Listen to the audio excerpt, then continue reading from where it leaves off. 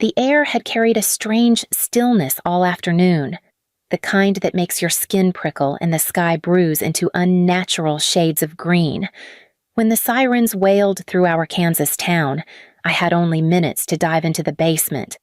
I clutched a flashlight in one hand and my phone in the other as the roar of the tornado bore down. The walls rattled, dust sifted from the ceiling, and somewhere above me, glass shattered like brittle ice. I crouched against the concrete wall, heart hammering in rhythm with the wind's fury. Every object in my life, the photo albums, the furniture, the little ceramic angel from my grandmother was being torn away piece by piece. In the chaos, a sharp buzz from my phone jolted me. For a second, I thought it was an emergency alert, some scrap of information that might tell me how long this hell would last. But it wasn't. The screen glowed with a single line from Cormac Dreyer, the man who had been my boss for nearly a decade. "You're fired.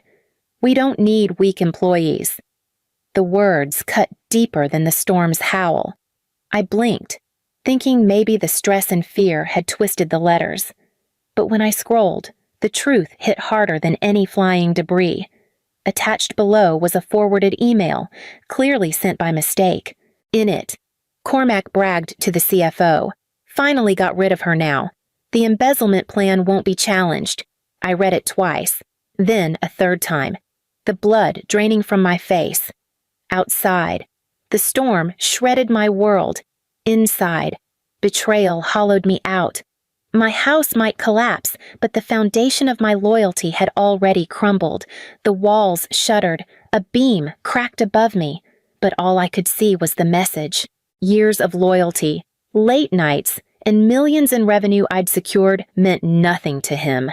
To Cormac, I wasn't an asset, I was an obstacle to his corruption. The flashlight flickered, the storm's roar began to fade, and silence crept back into the basement. I was left surrounded by dust and rubble, holding a phone that had just rewritten the course of my life. And as I climbed the steps into the ruins of my home, I knew the storm outside had ended, but a new one had only begun within me. The morning after the storm, the sun rose on a landscape that looked unrecognizable. My street had turned into a graveyard of splintered beams, overturned cars, and roofs peeled back like tin can lids. Where my home once stood was a hollow frame and a yard littered with fragments of my life. I stepped carefully through the debris, crunching glass under my shoes, each shard glinting like a cruel reminder. I found the photo of my parents' wedding. The frame bent and the glass cracked across their smiling faces. A quilt my grandmother had sewn lay tangled with insulation, soaked by the rain. Every object I picked up carried weight years of memory, reduced to scraps scattered in the dirt. But heavier than all of it was the message still burning in my mind. Cormac's words had branded themselves into me weak, fired, disposable. I thought of the years I'd given him. Boarding red-eye flights when I was too exhausted to stand, skipping Mateo's birthday dinners, canceling Christmas trips because a client demanded a last-minute call. I remembered sitting in sterile conference rooms until midnight, defending accounts from competitors who circled like sharks. My sacrifices had kept Dreyer Analytics afloat more times than Cormac would ever admit. Mateo wrapped his arm around my shoulders as I stood in the ruins. Silent. He didn't speak right away, and that quiet felt more comforting than anything. When he finally did, his voice was steady. "Maybe this is the start of something different. Isolde. Maybe losing the house and the job means you're free to rebuild on your own terms."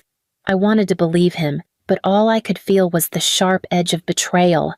Loyalty had been my compass, guiding every choice I made, and Cormac had turned it into a weapon against me. Standing there, I realized the storm hadn't just destroyed wood and brick. It had torn apart the illusion that devotion meant security. As I let the broken quilt slip from my hands, the thought settled deep if loyalty meant nothing to Cormac. Then I had no reason left to keep playing by his rules. The rental apartment smelled faintly of paint and dust, a place too new to feel like home, yet too temporary to offer comfort. I set up my laptop on the small kitchen table, determined to reach out to the clients I had nurtured for years. They had known me as reliable, steady, the one who would answer the phone at midnight if a crisis struck. Surely, I thought, they would offer at least a word of support after what I had endured. The first call went to voicemail. The second connected, but the tone on the other end was clipped, formal, as if I were a stranger. I tried to explain, but the client cut me off, saying they had been told I was under investigation. My stomach dropped. By the third call, the truth became impossible to ignore. A longtime client, one who had once trusted me with every expansion plan, sounded unsettled. He asked in a low voice if it was true that I had been caught manipulating invoices for personal gain. Before I could even respond, the line went dead. He had hung up on me. I sat frozen, the silence in the apartment pressing against my ears. Cormac hadn't just fired me, he had poisoned the ground I'd spent a decade cultivating. The thought of him smugly feeding lies to the very people whose loyalty I had fought to earn sent a heat through me that was hotter than rage. My name, my credibility, my future, he was stripping it all away with whispers. Mateo found me at the table, hands clenched, eyes burning. He listened as I told him what had been said, each word tasting like ash in my mouth. When I finished, he leaned against the counter and spoke with calm certainty. If you want to clear your name, you'll need proof. Rumors only stick until someone shows the truth. His words cut through the fog of anger, giving me the faintest outline of a path forward. And as I stared at the dead phone screen, I knew I would need more than anger. I would need evidence. The diner's neon sign buzzed faintly above the windows, casting a tired pink glow across the empty booths. It was close to midnight, and the only sounds were the clink of dishes behind the counter and the occasional shuffle of the night cook. I slid into a booth near the back, my coat still damp from the drizzle outside. A few minutes later, Noelia Duarte appeared, her hood pulled low, eyes darting like she expected someone to be following her. She sat opposite me without a word, her hands wrapped tightly around a coffee cup she hadn't yet ordered. Finally, she whispered, "I don't have long. If anyone from Dryer knows I'm here." Her voice trailed off, but the tremor in it told me enough. From inside her bag, she pulled a worn envelope and slid it across the table. My hand hovered over it, reluctant to touch what felt like a live wire. When I opened it, my breath caught. Copies of falsified invoices, manipulated expense reports, and backdated statements all signed off under Cormac's watch. "He's been hiding debt for months," Noelia said, her voice steadier now that the evidence was out of her hands. "But that's not the worst of it. He used your firing as a smokescreen. While the board was distracted with gossip about you, he buried half of this paperwork. You weren't let go because you were weak. Isolde, you were the only one who would have noticed." Her words landed harder than any rumor. I hadn't been discarded out of contempt. I'd been eliminated because I stood in his way. The betrayal cut deeper, knowing that my downfall was planned to protect his fraud. I folded the papers back into the envelope, my hands trembling not from fear but from clarity. For weeks, I had felt powerless, defined by the storm and Cormac's lies. Now, in this dim booth, I realized I was holding something stronger than anger. I was holding proof. As Noelia slipped out into the rainy night, I gripped the envelope to my chest, knowing that my fight against Cormac had only just begun. Sabina Ortega's office overlooked the river, its windows tall and immaculate, the kind of place that radiated precision. She greeted me with a brisk handshake, her eyes sharp behind rimless glasses. I laid the envelope from Noelia on her desk, and she studied the papers with the calm detachment of someone used to handling fire. "These are dangerous documents," she said finally, tapping the forgeries with a lacquered nail. "They show fraud, but they also make you a target. If Cormac suspects you have them, he'll come at you with everything." I had expected that. What I hadn't expected was her request for all of my old client contracts. She spread them across her desk, flipping page after page with quick, practiced movements. Her brow furrowed, then lifted, as though she'd found something glittering in a pile of dust. "Here," she said, turning the papers toward me, a section highlighted in bold key person provision. I leaned closer, reading the language. If the named strategist me was removed from the account, the client could terminate the contract without penalty. Sabina sat back, folding her hands. "You were the anchor, Isolde, not Dryer Analytics. If you're gone, the clients have every right to walk." The realization hit like a jolt. All this time, I had felt stripped of power, a cast-off with nothing left. But this clause changed everything. The loyalty I'd built, the trust I'd earned it was written into the contracts, legal and undeniable. "This is worth millions," Sabina continued. "It's leverage.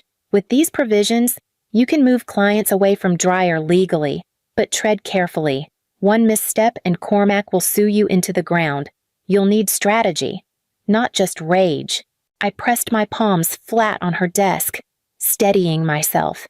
The tornado had taken my house, and Cormac had tried to take my name, but sitting here, with Sabina's discovery glowing like a hidden weapon, I felt the ground shift.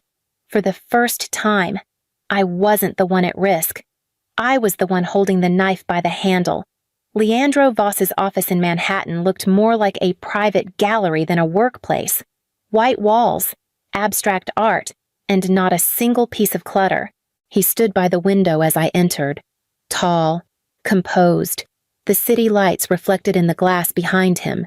"I read your message," he said without turning. "But tell me why I should waste time on a woman who's lost her job, her house, and if the rumors are true, her reputation."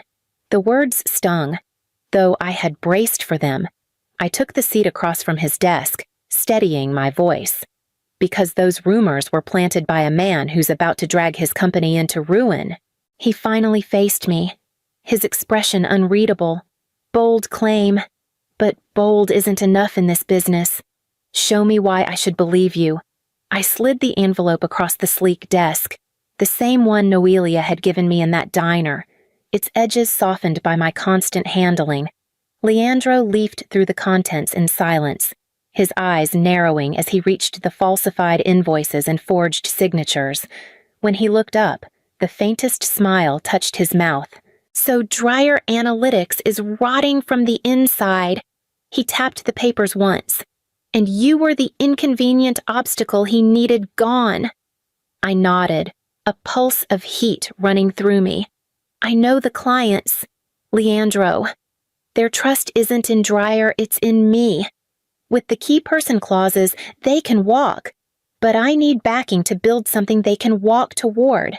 He closed the folder carefully, as if sealing a pact.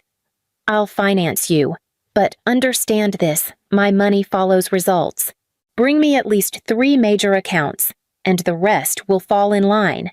Fail, and you'll sink with him." I leaned forward, the fire inside me burning steadier than it had in weeks. "Then I'll bring them. Every single client who knows my word is worth more than Cormac's empire of lies." Leandro extended his hand, sharp and deliberate. I clasped it, sealing not just a deal, but a vow.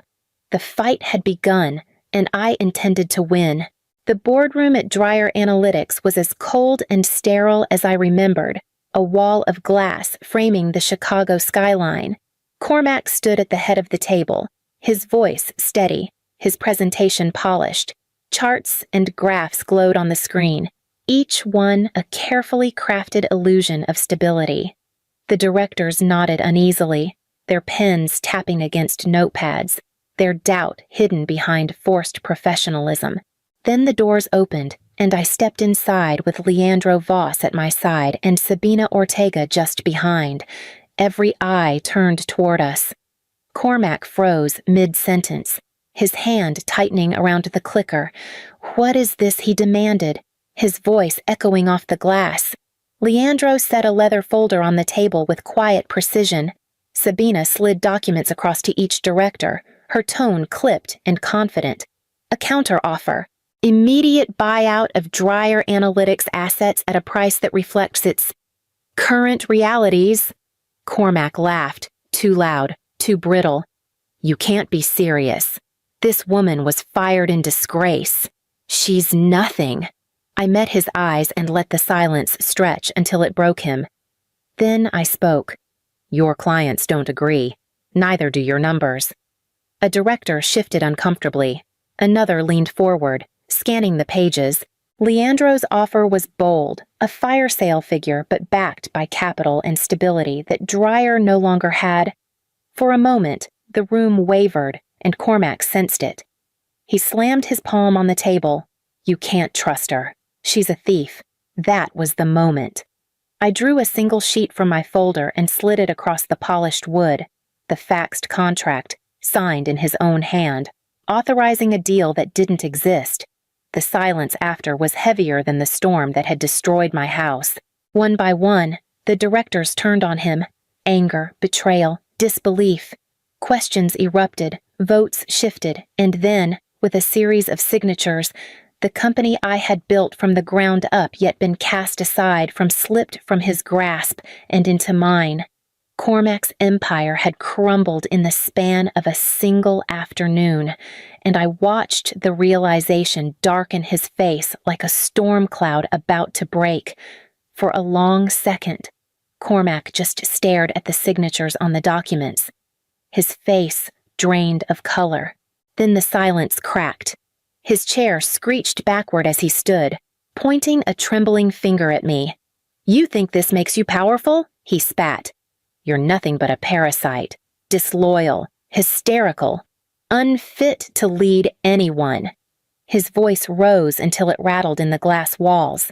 I stayed seated, hands folded, while his words spilled over the table like acid. The directors shifted uneasily, some avoiding his gaze, others narrowing their eyes in quiet disgust.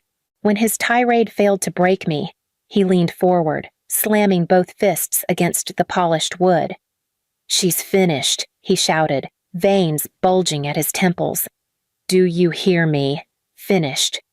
The room went still. No one echoed him. No one even nodded. For the first time, Cormac's voice carried no authority, only desperation. Then he lunged across the table, scattering pens and papers. Two directors pushed their chairs back in alarm. Before he could get closer, the heavy doors opened and security strode in, summoned silently by Sabina minutes earlier. Mr. Dryer, one of them said firmly, it's time to leave. He jerked away, thrashing like a man drowning, his shouts echoing as they restrained him. She'll ruin you all, you'll regret this. His tie swung loose, his hair damp with sweat, but no one moved to defend him. Not a single ally remained in the room.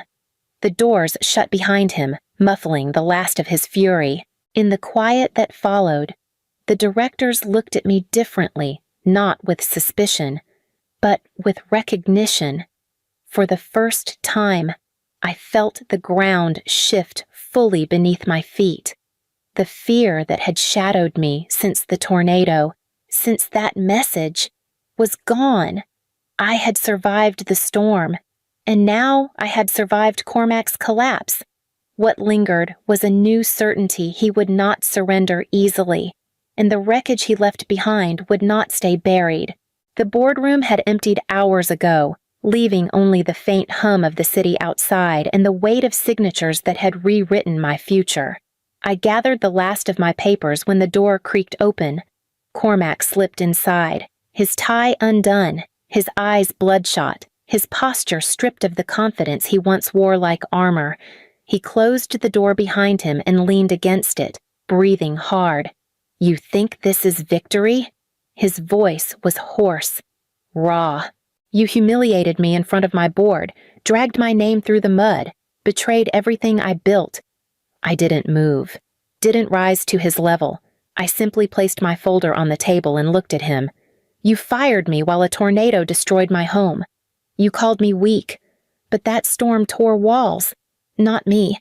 You destroyed yourself.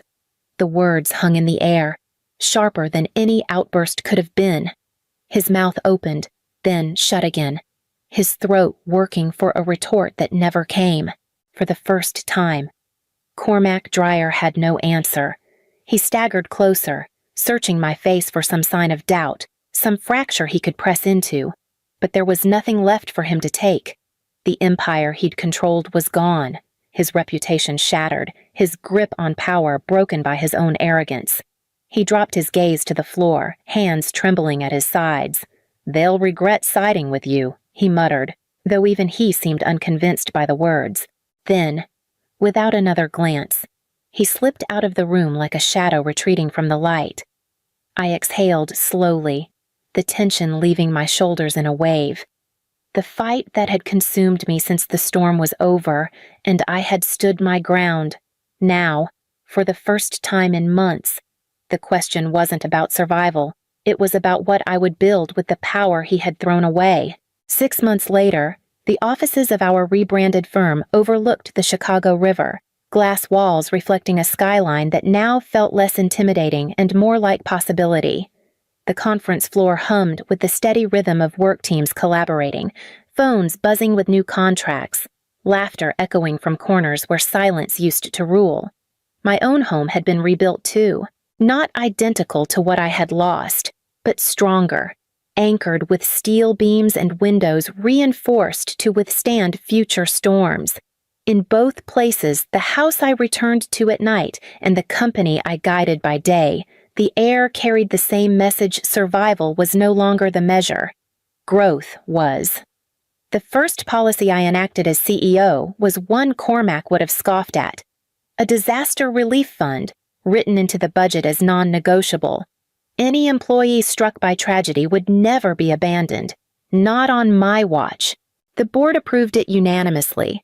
The applause that followed was quiet but heartfelt, the kind that signals respect rather than obligation. Clients returned in waves, many citing the same reason: trust. They wanted continuity, honesty, and leadership that didn't crumble under greed. Employees who had once lived under fear began to thrive, their ideas flowing freely, their loyalty visible not in forced smiles but in genuine commitment.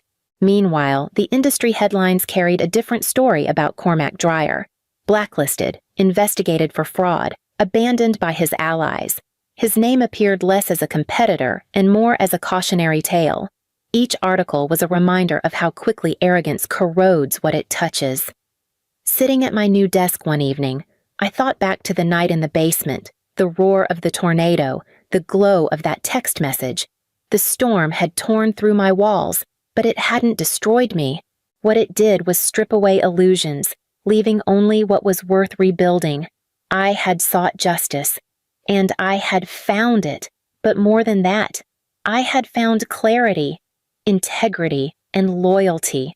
When returned in kind, can weather anything, even betrayal, even storms. The tornado destroyed my house, but Cormac destroyed himself. I just made sure everyone saw it.